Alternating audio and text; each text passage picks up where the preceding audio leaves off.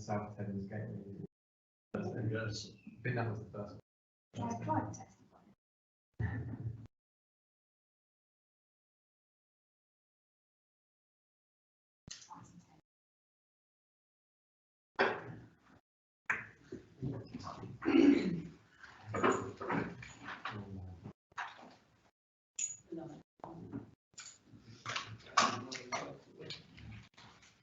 Okay, we're live, so don't swear.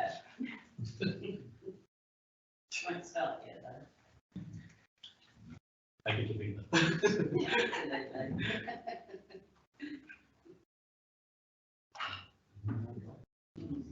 Absolutely. It is up there as well. You can be in two places at once. Yes, Yes.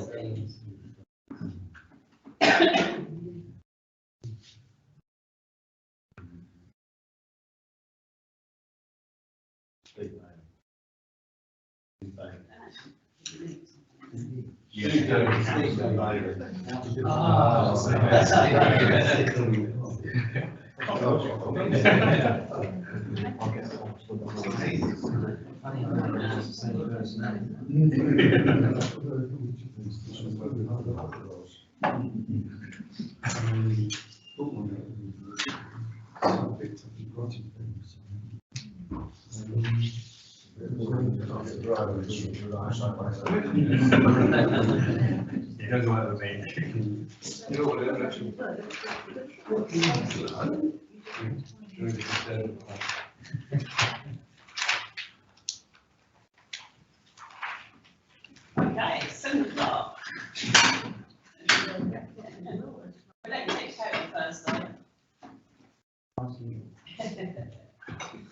Okay, so members or officers in physical attendance with electronic device, mute and switch it back, switch it off to avoid feedback. Remote members or members of the public, those in attendance online, if you could just keep your cameras off and your microphone off unless you wish to speak. And ideally not use the camera as this can affect quality. I hope you can hear me online. Yes, I can, Councillor Bonney. Oh good, that's lovely, thank you. Okay. Members and those in attendance, please note that this meeting is being recorded and data collected during the recording of the meeting. It will be retained in accordance with Council's data retention policy. The recording of the meeting may be added to the Council's website, and members accessing the meeting remotely should use their SBC or KCC laptop to participate virtually.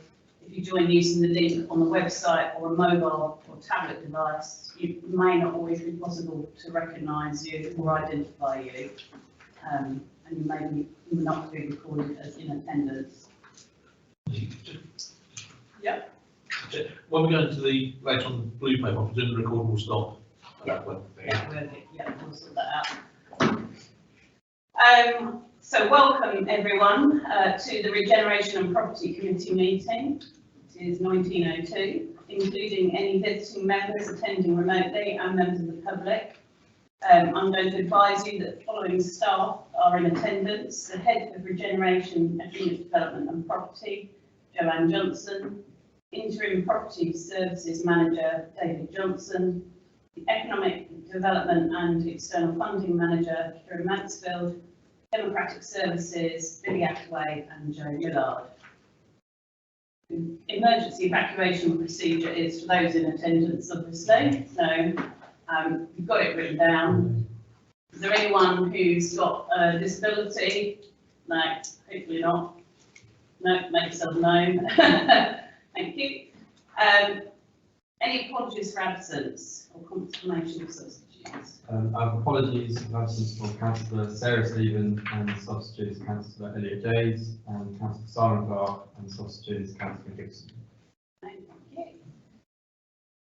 Oh, And Councillor Pete March, in terms of he's chairing the meeting at Crown Town Council. you got a substitute? No. Okay.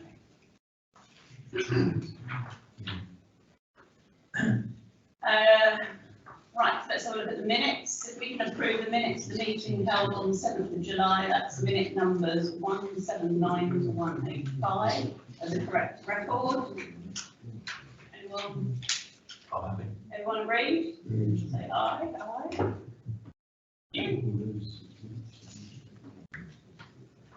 Are there any declarations of interest? No. Okay. All the reports are Part B reports for the committee to decide tonight. So we go on to item 5. The full decision plan. Members got any questions regarding the full decision plan? No. Okay. So we're noting it. Okay, all noted? Lovely. Item 6 is East Kent Skills Summit. I'm going to ask Kieran to introduce this report. Oh, yes.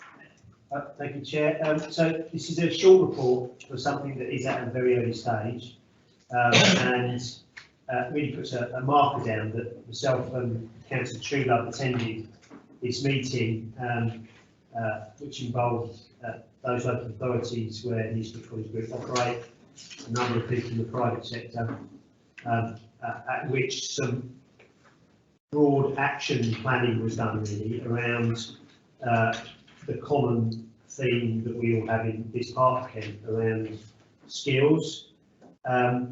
The report sort of doesn't get into the detail of some of the suggested actions that subsequently came forward from East Kent College, albeit very outlined.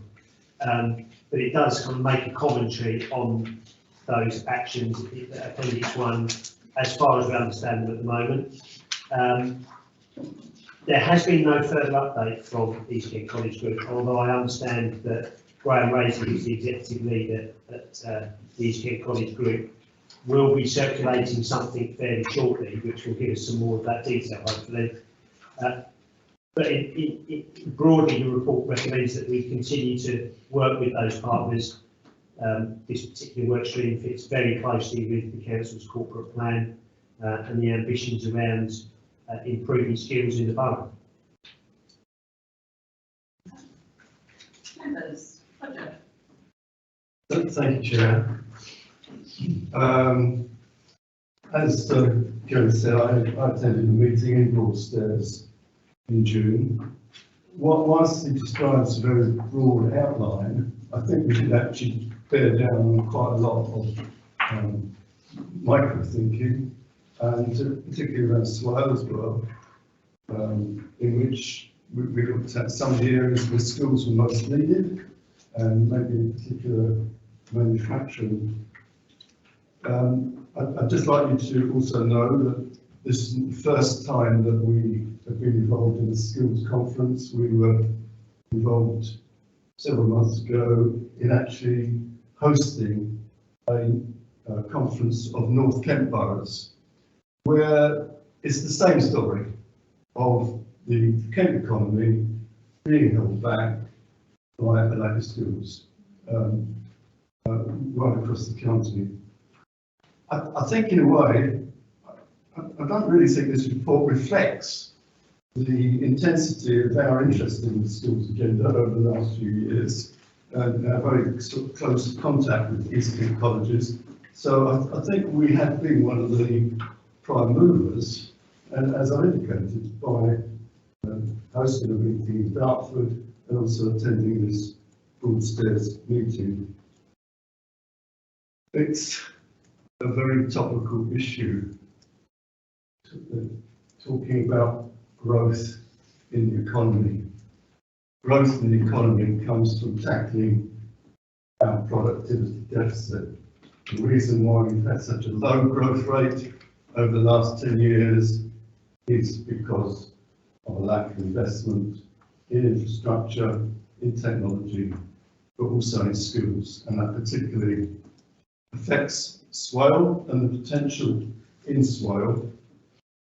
One of our problems as a country, and also in Swale, and particularly in Kent, is we'd be much more concerned about the employability of people with high academic qualifications without considering that a much more successful economy and the economies that we have to work against in other countries have a qualification set up that embraces a much wider range of the population than just those who've got high academic qualifications. That's why, as a borough, we have worked with East Kent colleges. There is a problem in this borough that we don't have an ethnic college, and that seems to be an insoluble problem. So that's why when we've talked to East Kent College, we've talked about extension of vocational education in Sittingbourne, and it's why we back so strongly the argument for 2 schools on the Isle of Sheppey and for a major vocational investment in a second school, and that could possibly be a vocationally centred school. And it's also why, of course, our LUF bid is such a good bid, because it does actually involve extension of the Sheppey College. The appendix indicates some of the things that come out of that East Kent group meeting. It does need to be followed up. It does need to be more than just this is the first phase, we'll see how it goes. This has been talked about for such a long time, and we actually do need some action. We can't stimulate that action, but we can help to coordinate it and encourage it by working with business, which we have done, and also working closely with schools providers and careers guidance. So this is really not, if I may say, this isn't something for us to, oh yes, there's a few pages, nice, thanks very much. I know you went to a meeting, can we move on to something more serious? This is serious, because without over the next few years, a real skills improvement as well, will still end up not getting the kind of inward investment that we could get into this borough to ensure that we have greater equality in people's incomes, and of course, if we did that, people would have more money to spend in the local economy. Thank you, Chair. That's good. 1, 3. Right. I'll talk about it then. I will. I think you've summed it up quite neatly, the issues that we've been dealing with, and indeed how we've approached the levelling up bid, and why it's so integral, and actually East Kent College Group has been a fundamental part of that. So I'm hoping that it should be universally supported. Councillor White. Thank you, Chairman, and I agree with very much what just said. I think that last point, just pick up on that quickly. Investors are looking for an employable workforce as much as they're looking for square footage of where they're going to build their factory. Yeah. They want people that they know they can rely on, so they're not importing people as Morrison's have to do. 70% of their staff coming from 30 or more miles away, because there weren't the people locally to do the jobs there. So I think that last point in particular is important. I'm not sure, it's not a criticism of the report, but I don't think it tells us very little we didn't kind of already know, and Councillor Trudeau has alluded to that. I mean, on the positive side, unemployment in Israel is relatively low at the moment, and subject, of course, to the seasonal variations. And we're also fortunate we had such a large variety of small and medium-sized employers in the past.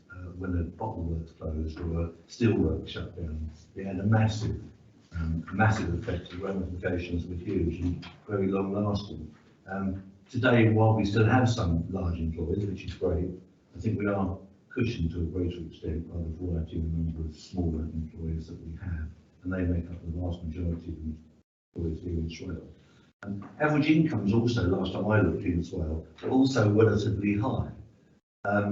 But it's bolstered by the numbers of people that are commuting to high-paid jobs in London, and it does mask those on lower paid jobs, particularly the seasonal workers, and we've got those both in agriculture and in tourism, of course. I completely agree, we've got to do as much as we can as a council to help ensure that the residents have the skills they need to get work, ideally locally.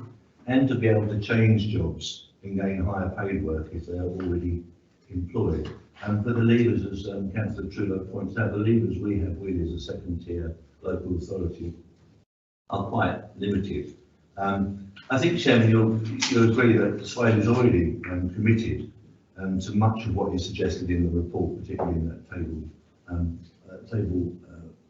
on Annex Appendix 1. But there are two big things I think it misses. Firstly is liaison with schools. Councillor Trudeau has alluded to it, but I think the report suggests that they'll be kind of consulted at a later date, and without casting any aspersions anywhere, it is great that we're involved with the further education sector and that they're leading on some of this. But schools should be on the ground floor, in my view. They're well equipped to offer early careers guidance and point pupils to their GCSEs, their BTECs and other courses that are relevant to their aspirations in year 9, for example. And second thing that's missing is that word aspiration. Whether in the context of coastal communities, underprivileged communities or school performance, the one thing that comes up time and time again in the discussions I've had over the years, and I'm sure others had too, is a lack of aspiration, and very often an intergenerational lack of aspiration. Or a result of some peer pressure. But either way, I think it's one of the biggest hurdles that we have to overcome to achieve some of the aims that are set out in the paper. We touch on skills and jobs fairs in the paper, and I'm aware that these have happened in the past. Clearly, the two MPs, I think, have organised some, and the Job Centre Plus has organised them in the past, as have schools and the college. And I would suggest that when I talked about levers earlier, I suggest that those groups are the best placed to work together on future events, and we should push them to do so. But we should ensure that their invitations are sent widely to learners from year 9 onwards, and those already in employment perhaps seeking to change work, which the Job Centre Plus can do. From our perspective, I think we should support them by taking a stand and making sure that we have a presence at whatever fairs are happening.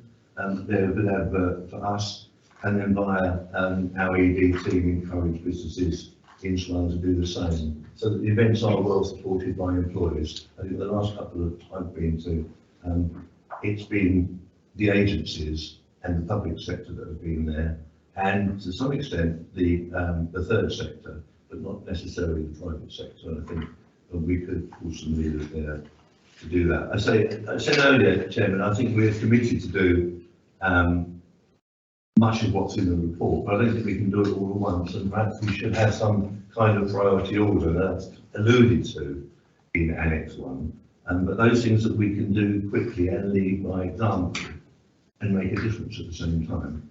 I think the skills health check internally is something I would expect that we should be able to pull together very quickly. Managers appraise their staff, they know what skills their staff need, they know when they go out to job advert what skills they're looking for, what people competencies that they're looking for. They ought to have a handle on that. They should be succession planning, therefore know what skills are required for that. So I would have thought an internal audit of our skills and our skills base and our skills requirements should be a reasonably simple thing to do, and I think that should be one of the priorities for this committee. I'm quite conscious of like I am. I'm very quickly. It's probably the only thing I'm going to talk on tonight as well. Okay, right. And for many employers, I think it's simple. Like the haulagers want drivers and they want mechanics, and they're very good at spending a vast amount of money training people to meet those. But more generally, when I speak to employers, they say to me, give me someone who's reasonably literate, give me someone who's reasonably numerate, someone's polite, and someone that turns up for work every morning when I ask them to. And then they in turn will give them the training they need to do the jobs that need doing within that business. So I think while we want a wider skills audit, I think actually we can do some of this more quickly by using our instincts here and talking to businesses quite quickly to get things. And local schools and colleges, of course, need to provide the training that people want. And I know that we've got funding coming up in 24-25 to do some of that work and increase our engagement with local employers. But I wonder whether we should not delay things until then and perhaps ask that the director comes forward with their list of requirements to bring that liaison work forward. If we haven't got those resources now, do we want to wait until 24 to have those resources, or do we want to do it earlier? I would suggest that we ought to be doing it earlier and moving it forward. And then one very final point, if I can, is what we do in procurement.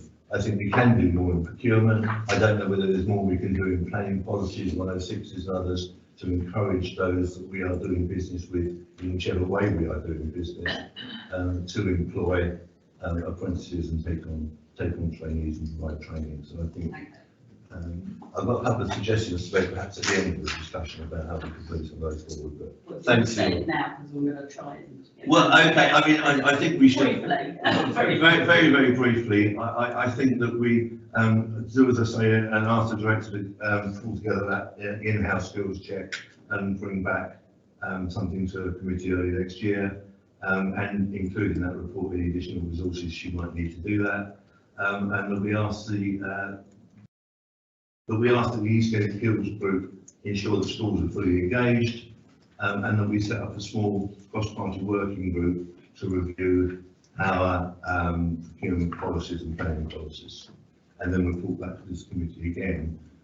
And do all this in time that we can inform the trainers and the training providers and the schools and colleges of where we stand before the end of this academic year, just to put a time limit on the end of it.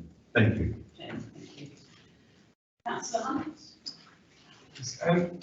Mine's more around how this is all going to work, and I think what Councillor Whiting said there is obviously about bringing forward. I think as a committee we probably do need some sort of opinion of exactly what's going to happen and what we should be expecting.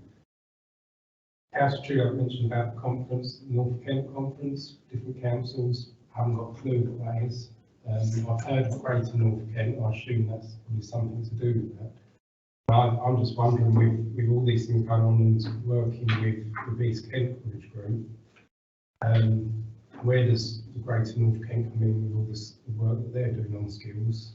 And if there is things going on, what happens now that we are a committee? Who goes to those? How does the committee be involved and make sure we're updated? Okay, next. I've got Eddie next, and then I've got Roger and Angela. Oh, and so Eddie? Councillor Thomas. A very interesting report, and as a number of the others on the committee have said, it's very important, particularly for Swale. When we look around, there are a lot of keen young people out there, even older people, who need their skills upgrading. And I hope that we will get further reports on how this develops. I'm particularly interested in that. I must say I'm quite new or hadn't heard of this before, but I think it's going to be very useful for the borough in our development. So what I'm asking for is to get further reports and updates ongoing.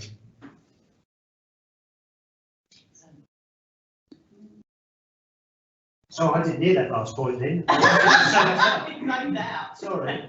Are we going to get updates basically on progress? Yeah, I mean, obviously the purpose of the reports committee is for decisions, but we can provide updates outside, certainly happy to provide updates outside of the formal committee setting in terms of progress, and obviously as decisions need to be made, we can bring them forward to committee.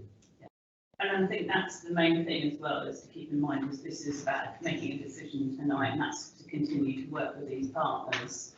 And obviously there's a clear, as it's in the recommendation, and action plan, and that's what the officers will be undertaking, is that clear action plan. So it will be picking up some of the items that Councillor Hunt, Councillor Whiting, and also Councillor Trigger, and the items that you mentioned will be in there. Councillor Harrison? Yes, I think Councillor so. Trigger? Okay. Yeah, this has been a priority, upskilling and reskilling workforce since Councillor Henderson. councillor before he became an MP, yes, that's how long ago it is, and, you know, it ebbs and flows depending on how much the membership here is pushing it. I'm not having a go at anybody, just this is a statement of fact, because Councillor Whiting said that there's going to be 106. But actually, what we could do is get the book off the shelf and look at all the policies which this council has agreed over the years, vis-a-vis planning policy, that because you have changes of officers, sometimes changes of members, things fall between the stools. So we have already got decisions of this council that have not been rescinded about what we expect on 106s, what we expect on all these different planning. I think that rather than reinvent the wheel, get them off the shelf and start implementing them. Because they should already have been. You know, you were there with a certain period when, yeah, that's what I was thinking of. And the other thing that you're quite right. Did you used to have a Swale Business Education Council, which was Swallow Council, businesses, and it was about what skills do you want for the future? Sort of died to death because businesses. I don't need anyone here. So there is a precedent. But the reason I raise that is because Sheffield College has already started putting together forums with businesses in Swale. So right, what sort of, and this goes back to the further education, it's before they choose their exams, what skills are required in the local economy in 3, 5, 7, 10 years? What are the schools doing in terms of helping to guide you to the exams that you need to take? Okay, that there is a particular problem on the island, we know that, but it should have been done, and it really needs, people really need to pull the finger out and start doing it properly. Because I've always thought that, I mean, there is a place for the academic stuff. If you want to retire at 40, you know, become a plumber, do an apprenticeship and become a plumber. I mean, you can't get into the money. And the same with the electrician. Those skills are in very short supply. The best people out there in the market are coming up to retirement or should already have retired because you've not got coming through. You know, that is so important. Not everybody can pass exams, is it? You know, that's the way it is. So I echo what you said, support everything you said, but also say, look, get it off the shelf, we've already agreed it. Yeah. Which is why for the explanation quickly, I said review rather because these things do exist. Councillor Bowen and Councillor True. Very, very short on this one. Agree with what Roger was saying in his comments. The only thing, I also think that our productivity is certainly impacted on the inequalities of the skill sets which we have. Yeah. And if we can address that and actually make it so that there's equality of opportunity, then the skill sets of the entire borough would increase and make it a better proposition for so many different things.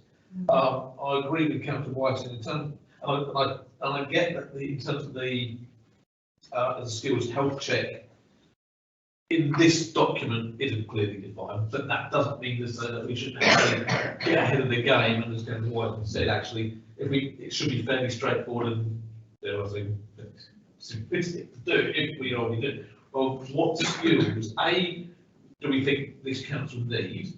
What skills has this council got? And where's that gap? Now, if we've already got it, great. If we haven't, it shouldn't be that difficult to get. So I think we can progress that without any more information needed for this. So then we're then ready and hopefully a little bit ahead. Thank you. Thanks. Yeah, I mean, I believe that already exists. within the HR departments, and we know where we're short on certain skill sets. You see repeat adverts, be it planners, be it property people, we know they are specialised skills. I think the difficulty arises where, on Councillor Harrison's point, where clearly there are children in A-level environments that maybe shouldn't be in A-level environments and should be getting technical skills to give them a career. Doing Duff A-levels at probably not a brilliant school is maybe not the best career path for them or choice, and it is through possibly poor opportunity. But that is clearly something in the background. We've been working with KCC about schools, but it's very difficult when academies set their own prospectus, they set up their own, effectively, system of teaching their children what it is they're going to deliver through that curriculum. So it's very difficult, and we know we've got some big academies that are in control of one or more schools, so it's a tough nut to crack. Okay, Councillor Trudell, I think we'll bring you as the last one, and then we'll I'll try and be brief, although I've got jottings all over the page here now. So just three things to say, I think. Councillor Whiting is right, that the unemployment is not as bad as it has been. There are too many people, far too many people employed in those skills, poorly paid, insecure jobs, and that's the problem. You're quite right, the average income's okay, but that masks the fact that there's masses of people whose incomes are too low. So when we talk about what employers want, we have to put that in the context of we want the economy to change here. We want it to be better. For them, employers to say, all I want is so-and-so, and that so-and-so just has to be polite and not complain about being paid much, then that isn't what we want. We actually want to move forward. On schools, there is a certain amount of scepticism about the value of trying to work with schools as they are. Because they live in a culture in which GCSE results and A-level results are their marker, and not the degree to which they prepare somebody potentially for plumbing, bricklaying, or whatever. And that's part of the problem. That's why we want the schools in Swale to change. That's why we want a much stronger vocational element. Schools we've got concentrate on their external examination results and do a bit, but they don't do anything like what is necessary for the needs of local youngsters. In 1992, we had masses of conferences here with schools. It didn't really materialise as anything other than we talked a bit. And I think you identified talking a bit about it in the doing good. And the other response I think I want to make is, Councillor's quite right, when I talked about North Kent, it's great in North Kent, it's essentially the leaders of the boroughs in North Kent, including Medway, and those leaders about a year ago wanted to try and establish themselves as a force and to adopt really serious issues that affected all the boroughs. Number one was GP services, and number two was schools. And that is ongoing. I think Monique attends as leader of the Great North Kent Leaders. Yeah, as a substitute. And the Chief Executive does as well. So I think it might be useful. I know the context of this meeting is we make decisions, but it would be useful for the rest of the members of this to know a bit more about what's happening in North Kent. And then we can agree, yes, that's a good idea, or it's not a good idea. We can put a rubber stamp on it, but it would be helpful for all members because we are working on different dimensions. We are lucky we can be Great North Kent and East Kent, and that's what we're doing. And with respect, perhaps feed in some ideas from this committee for the leader or his representative itself to take to that group. I think Councillor has been listening very well. I'm sure. Yeah, so just to reassure you on that, I have stepped in and subbed on a couple of occasions, probably because it's item that's in my bag, but one of them was the NHS, in which we got on the ropes. The head of the new head of CCG, he firmly knew exactly what the North Kent leaders thought about what we were getting in terms of delivery, especially around GP surgeries. But in terms of skills, there's been a couple of items that I've attended, but I haven't attended them all, and it's certainly something that's been extremely well pushed by Swale. And I think there is a recognition across those Greater North Kent leaders that there must be an upskilling if we're to achieve what we want to, which is better equality and better income flows to the residents that live in the borough. Right, let's go to the vote for the recommendation. So all those in favour? Oh, propose, so I'll propose, who's seconding? No, we got one. Yes, there you go. Okay, right, to the vote. All those in favour? Unanimous, is it? Looks like it, great, thank you. Right, that's, Madam Chairman, sorry, in order to tighten things up and so that we do end up with that, we don't just come back here and know a report in a few months' time. Can we take, presumably, we take account of the discussion today with regards to, I've taken the time to give you a list of those sort of actions, and I think I'm giving it so that it doesn't go anywhere, it doesn't get lost, it's going straight to Joanne and to Kieran. Gratefully received. Thank you. Right. Yes, well, the action plan will be developed and it will contain the items we discussed. Right. Thank you. Right. Let's do. Moving on to agenda item 7. So I'm going to ask Joanne to introduce this report. Thank you very much. So the principal recommendation for this report is to agree to outsource the programme of condition surveys for Swale Borough Council's property portfolio. The report highlights, as we know, as is set out in the property asset strategy, that a robust repair and planned maintenance strategy is essential to enable the council to ensure facilities management and compliance with legislation, to allow properly maintained buildings to last longer, the replacement costs decrease over time, to promote increased energy efficiency, which reduces utility costs, to set and manage budgets effectively and robustly to reduce unexpected impacts to the MTFS, and a proactive response means fewer unexpected issues and costs. So the foundation of any robust repair and plan maintenance strategy is a good understanding of the existing condition of each asset.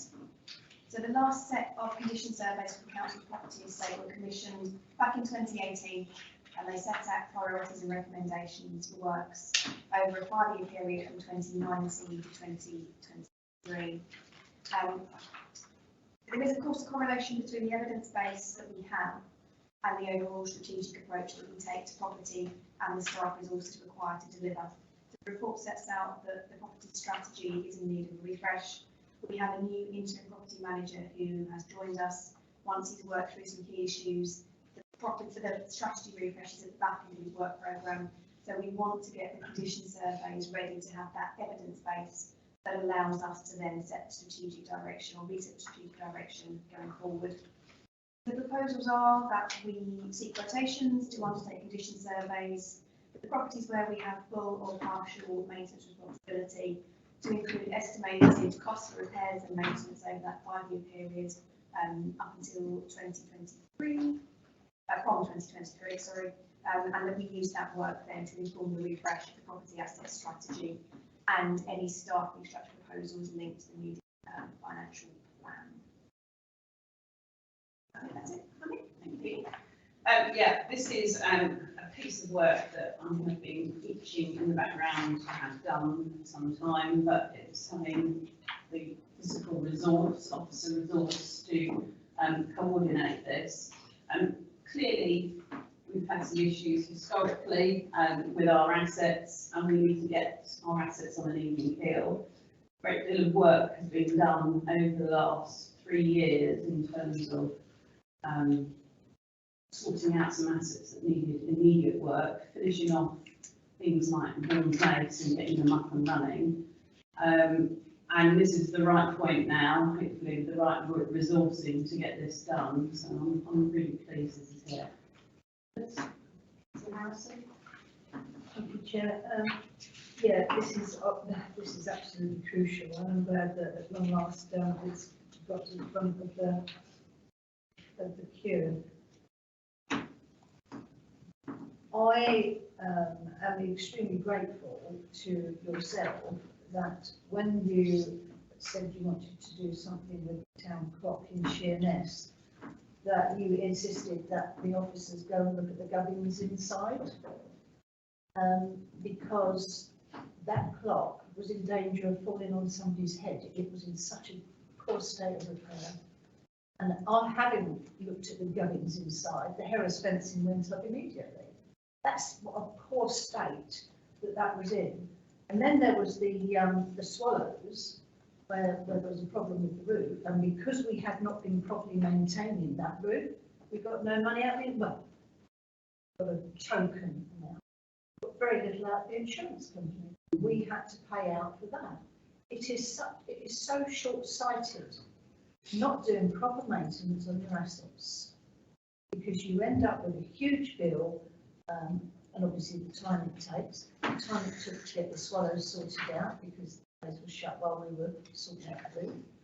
No, it's just so short-sighted. So as I say, I take my hat off to you, the Sheerness Town Clock. Right, and Councillor Bowen. Thank you, Chair. Those of another committee chair will be familiar with this. If this list is looking at the maintenance for properties for which we are either fully, partially responsible for, I don't want to open up the can of worms of whether we are or whether we're not, we've done that to death. But dare I say, churchyards. I think that should be on this list. So that, shall I help you out here? So that one is, the properties reviewed in 2018. Yeah. So that wasn't a comprehensive, you know, obviously that was what was reviewed in 2018. We're now going to have more of a comprehensive list of properties. So will churchyards then come into this list, in which case does it then come to this They committee? have been separately dealt with through the open spaces, and that's why we're now looking at such a huge amount of money that needs to be spent on churchyard walls, etc. So that's the environment team been dealing with that, but we'll make sure that there is some sort of crossover that is the case, and I'm not making it up, but that's my understanding. Yes. Because we don't want to go through an instant wall experience. Exactly. We've just authorised works on St Michael's Church wall, which was at the last committee, obviously. Yeah. So it's, yeah, we need a comprehensive, it's got to be comprehensive across our property portfolio. Yeah. Now, it might be that some assets are dealt with within open spaces, so things like playgrounds, etc., will be dealt with through that. So this is more the built environment, so our offices and those sorts of things. That's the point. Actually, if Yeah. this create a one list, one group of property, whatever you want to call it, that will be covered by it. Thank you. Okay. Oh, Councillor Hunt? Yeah, the only thing I'll say is I agree with it. Again, having this committee, hopefully we'll get regular updates exactly how, once this list has, we've got a full list, we actually get to see it. And as the strategy is reviewed as well, I assume that's going to be coming to this committee as well to be looked at. I think the main thing is that we do actually make sure, as in the past, I completely agree with you, that's not being managed, but obviously we've got the list and it was done in 2018. It's not something new that's just suddenly needing to be done. It was being looked at in 2018. We had a strategy in 2017, and it seems that still nothing's been worked on within that from that point. So we just need to make sure that whatever we've got in there, we have a clear way of working through these going forward. And I think that your comment is interesting, because you can have surveys done and it's what is done with them, but equally it's having the budget and resource to do something. challenging. So if you don't attach any resource to it, or any budget, or any manpower, nothing will get done. I think there is clearly an intent from what we've now had to deal with over the last few years, not least while we're in this room. For those online, that's because we've discovered asbestos in our window frames, or surrounding our window frames, we're in the second floor. You know, that's part of a refurbishment that should have been done a long time ago, and I think, you know, we're going to have a tough time looking forward at the budget and realising that we're going to have to spend some money, and this is where, you know, in the private sector, all maintenance, and again in the public sector, all maintenance, it's expensive, but it's even more expensive if you don't do it. So, you know, I think Council Housing has absolutely hit the nail on the head. We can't afford it, and we certainly don't want anything collapsing on anyone's heads. So, right, let's just have a look. Councillor, what have you done? No. Just. Have you spoken? I'm spoken. Okay, I don't think you're going to speak on that. I was going to speak on one, but the chairman, well, the the chairman, I wanted to say two things. The chairman, you did raise the asbestos issue. Yeah. It is unfortunate that we're now going to end up, and it would have been nice, I think, for members of this committee to learn it, not from a Dem Services email saying you can't meet there, you've got to be there because, or from a PR comms message today we have about this situation. It would have been nice if some members of this committee who are decision makers on property. I think you would have got 5 minutes more than the rest, if I'm honest, because decisions have to be made quickly.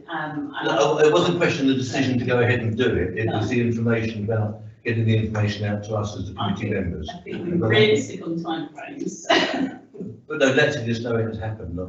I wasn't asking that we were part of the decision of this because it's an emergency and someone's got to do that. But I think just the purpose of this committee is to make decisions about things and be informed about them so we can make decisions. And it's a shame that we didn't learn it directly via this committee about that. I mean, we still have no idea how much it's going to cost, presumably.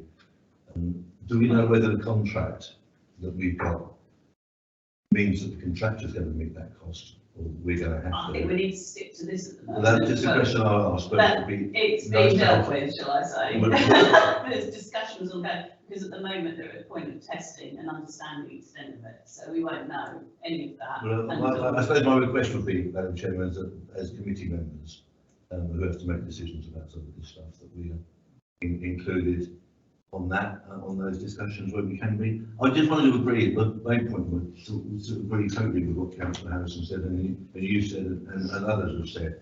So I think it's very important that we do ensure that we've got the budget. That it's, if this committee decides it needs the budget to do the important work that Councillor Harrison has referred to, and I don't disagree with her at all, then I think it's this committee to take that decision to go to P&R and ask for money and set out our reasons why we think it's a good idea. And I think that's the way the committee system really ought to be working across the piece. But it certainly won't do us any harm to have an item that says these are the things we want to spend money on, these are the reasons why we want to do it. And dear P&R, in time for this year's budget, can we please take that into consideration? That's. I think it'd be the timing of when this whole piece of work's done, isn't it? I think that'll be. We have to look at that. Okay. Was it Councillor Darby as well? Yeah, one of, I was just going to we talked about the expenditure on this. One of the drawbacks is when you do have work done, it is really shoddy, really poor. You're getting a company who's obviously took the job on, they've pushed it off to someone else who's pushed it off again, then you get a guy turn up, and I can camera to that Guildhall and that, we had a guy turn up and beat up old transit, toshed the doors over, I don't need to rub them down, just toshed them over, they look worse when he finished than before he started, and it's just awful. So, sort of got to be sort of a bit more on the ball with who we give these contracts to, and we've got to have someone who inspects them afterwards. Yeah, I'm totally agree with that. There's a few things I've picked up where I've asked that they go out and inspect, get the work done and get it redone. But obviously that is an issue around resourcing, and it's again about skill set.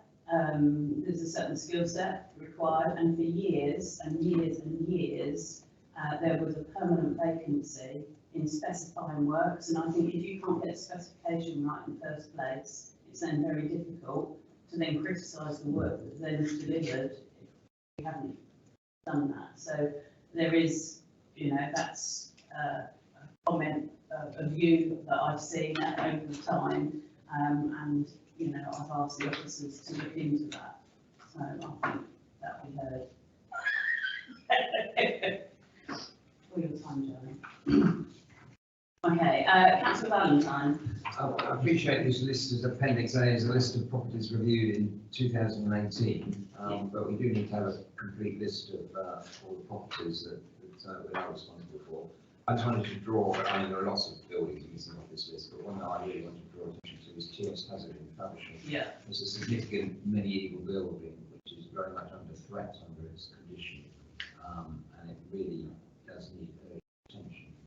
Yeah, so I'm aware that there has actually been a specific piece of work around, because of its listing and because of its state, quite a lot of heritage work and very specific pieces done about representation about timbers missing from the structure. So something was done by the heritage team separately. So, but I definitely hear what you're saying there, so that's been taken note of.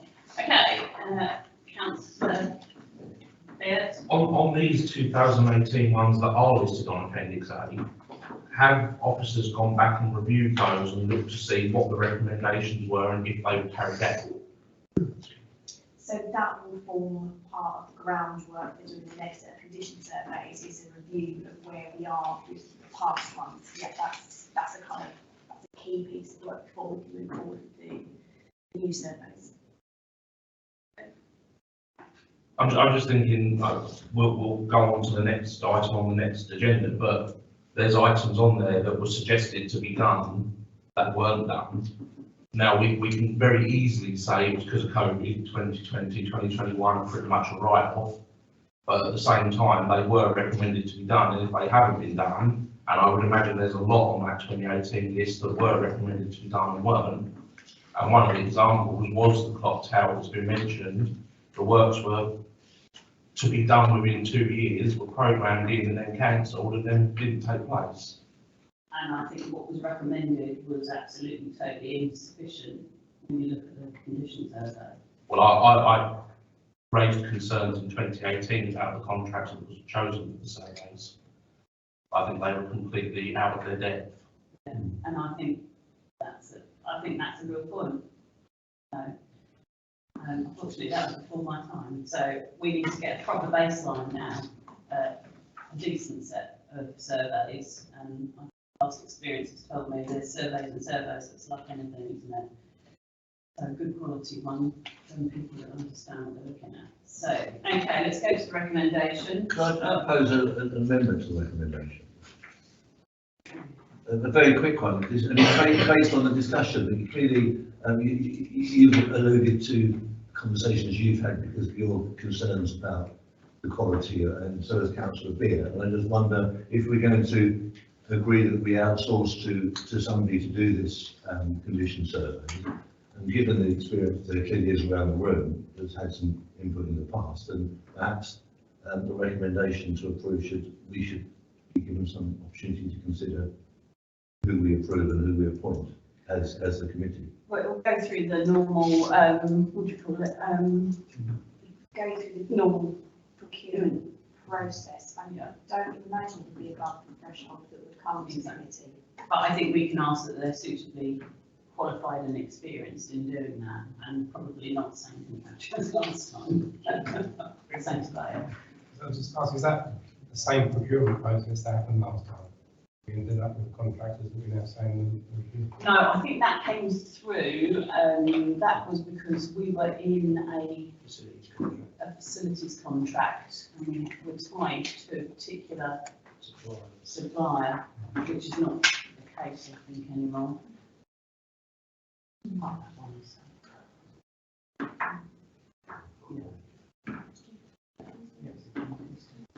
Yeah, right, okay, let's go. I'm going to propose the recommendation in 1 second.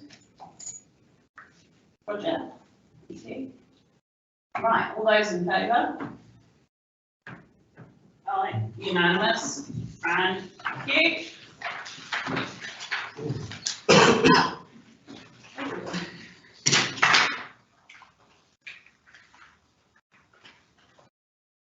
Right. Item 8 is the Rural Shared Prosperity Fund, and I'm going to ask Corey Mansfield to introduce the report, which is a separate document in your papers. Thank you, Chair. Sorry it came out the day after the other reports. I was writing to the rush because the funding announcement was entirely unexpected. And that's true across, certainly across Kent, and I think most of the country. So on the 3rd of September, the government announced that it had made some funding allocations to specific local authority areas, which it described as a top-up or extension of the UK Shared Prosperity Fund for addressing particular rural concerns. It's actually, in reality, it's not entirely true to say that because the money is coming through DEFRA, but it is being kind of folded into the UK Shared Prosperity Fund, but it's running in parallel rather than as part of that funding. So to a degree, we are treated as a separate funding stream. The report sets out what we knew at the time of writing about the fund.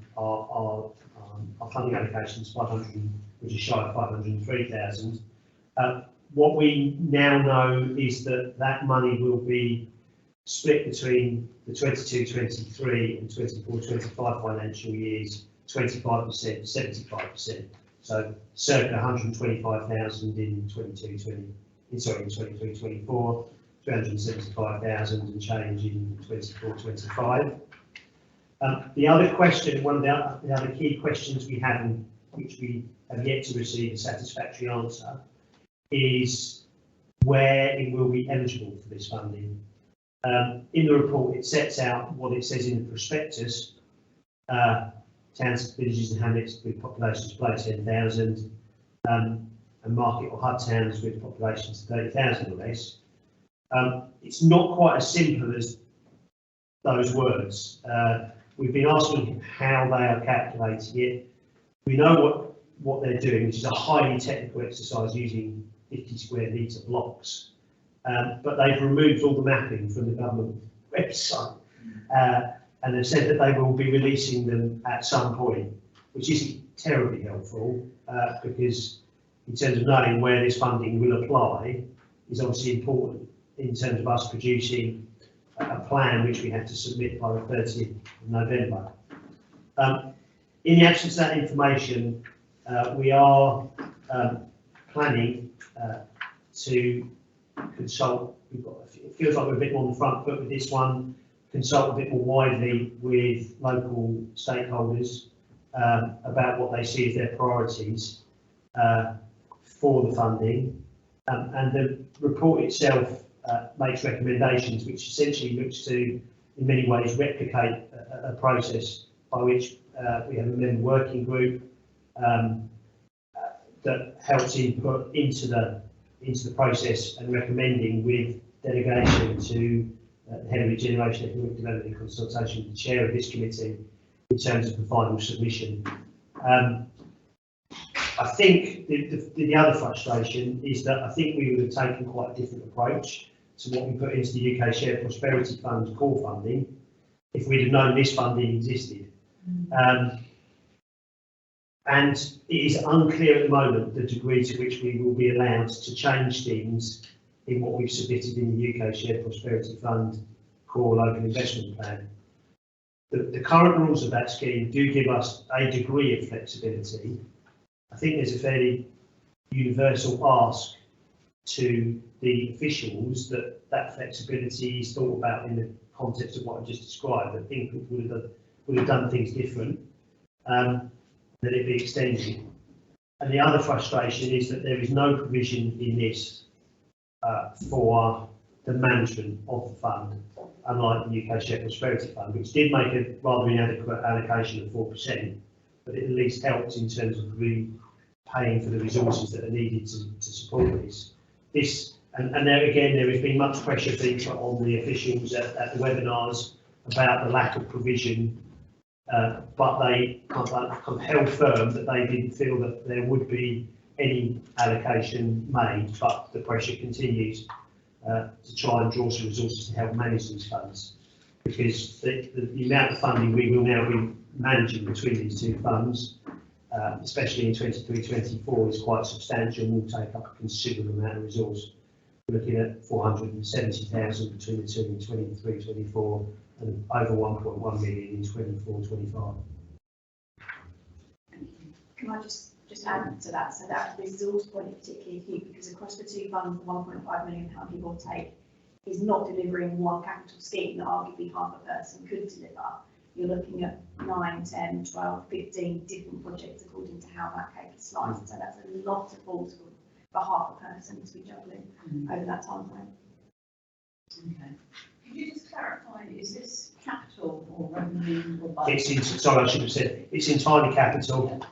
And whilst the fund, they are leaving flexibility to how projects are selected and funded, can be commissioned, as well as the whole of the prospectus and every discussion since kind of is much more firmly pointing towards grant making to third-party organisations than was the case with the UK Shared Prosperity Fund. They're just not saying it overtly in the guidance.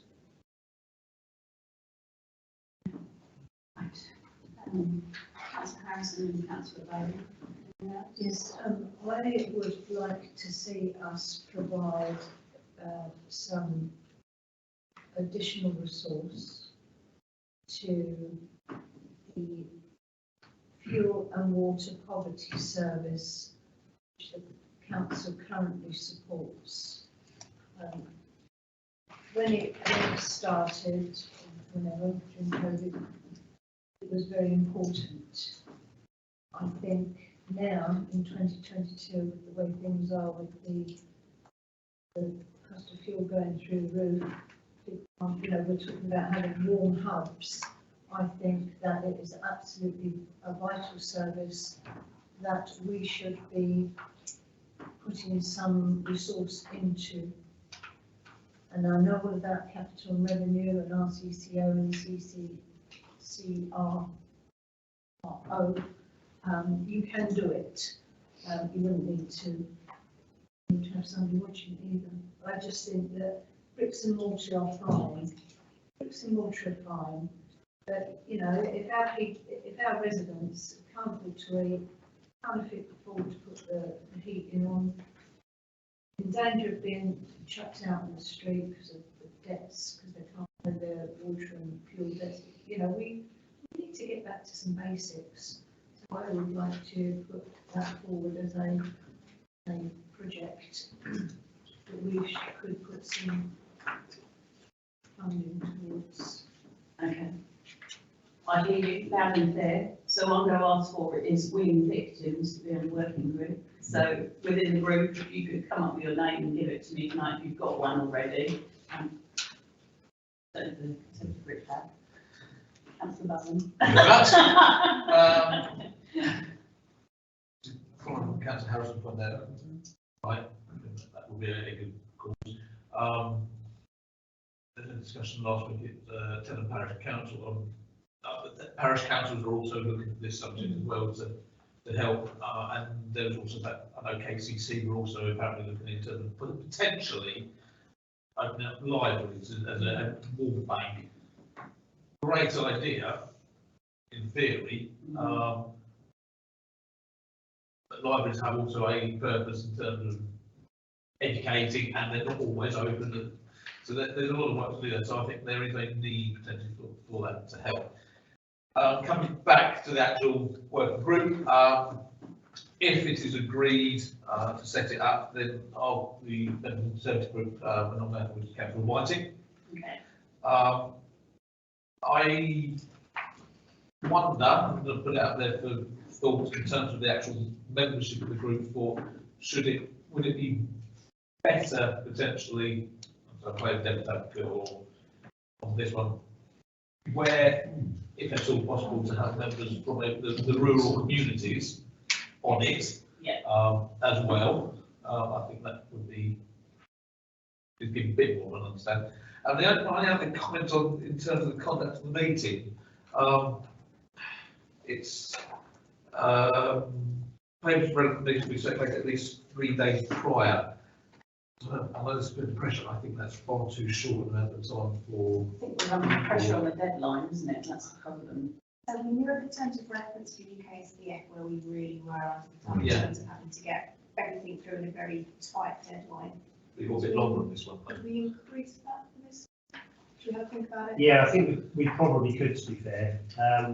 Yeah, I think It's- we all have a bit I think of time. 5 days would be, Yeah. if not longer, Yeah. I think 3 days. You can think in terms of post, never happening with But we that, said discussion within. and discussion groups, and I think 3 days is a bit.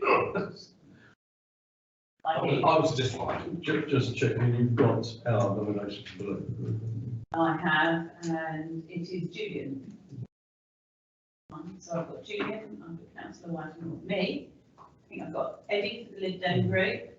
I've got Tim for the Green group. Are you going to be the willing victim to your group? Councillor Darby has just volunteered, so they've got in their own willing victim. And then for the independent group, we have Sarah, is that correct? Good, nodding, excellent. Right, so that sounds like we've got the political membership. So that's recommendation 2. Can we say that's agreed? I'll propose it. You're seconding. Well done. Okay, so that we've dealt with the political membership, that's fine. To agree, will anyone else want to speak for Councillor Burt? Sorry. Yeah, just similarly to when we did the last one, relevant businesses, do we feed that into you here, and if we've got people in mind that? Yes, please. Yeah, I mean, in particular in terms of this kind of consultative phase, if you like, we clearly have a list, our own lists of people. If there are specific people you would like us to contact, please do let me know, and we'll make sure that I mean, I expect to be able to, subject to this committee, I'm hoping to get that sent out in the next couple of days, so we've prepped it all. So. And my only other point was just to kind of make sure that we don't fall down the planning policy hole of Faversham, Sittingbourne, Sheppey and the rural areas. Sheppey does have rural areas. No. It won't be Sittingbourne because they're excluded, and it won't be Minster because they're excluded, aren't they? Oh, is it wavering now? I think we need that mapping. They're using these 50-metre square. So it's a highly technical analysis they use, and why they called it. They announced the funding scheme because they weren't sure it was right anymore, and now they've got to recalculate it. So it's. That's part of the course. So they will dictate the areas that we. I think yes, yeah, DEFRA will. Right. Okay. Right. So we've done recommendation 2, so we score that off. Recommendation 1 is to agree to prioritise interventions and outcomes which best support delivery of the council's adopted strategy and framework, informed by consultation with local stakeholders relevant to the Rural England Prosperity Fund. So all those agree? I propose. Councillor Truelove will second. Yes. All agree? I was going to, but Yeah. they were not. Okay. Well, do you want to sit on recommendation 3? Would you like to second that? I'm happy to. Fine. Shall we just move to the vote on recommendation 3? All those agree? Oh, lovely, unanimous. Brilliant, thank you. Right. Item 9, we have to exclude the press and the public. So comment, if anyone's online, we will exclude you this item.